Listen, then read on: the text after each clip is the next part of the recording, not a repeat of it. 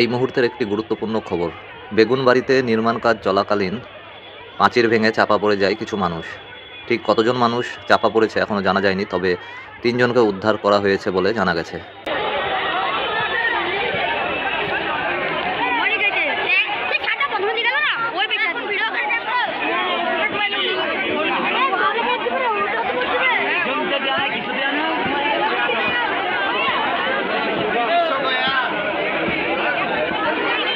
কোথায় আছে?